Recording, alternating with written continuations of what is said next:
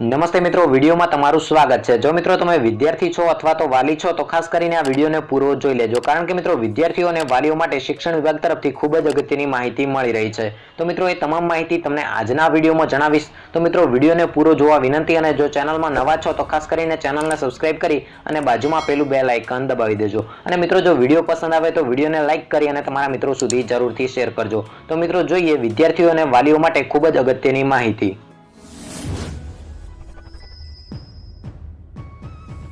તો મિત્રો ધોરણ 9 થી 12 માં શાળા કક્ષાએ પરીક્ષા યોજવા માટે ગુજરાત માધ્યમિક બોર્ડ દ્વારા કેલેન્ડર જાહેર કરવામાં આવ્યું છે।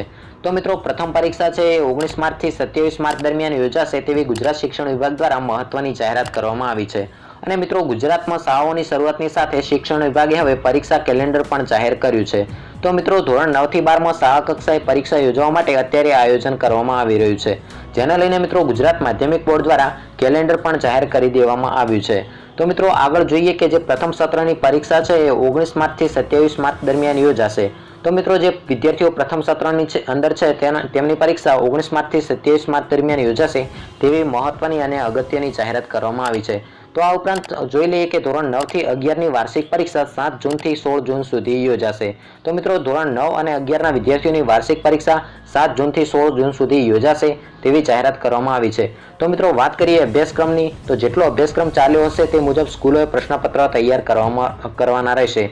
તો મિત્રો આ પ્રશ્નપત્ર તમારા શાળાઓ દ્વારા તૈયાર કરવામાં આવશે।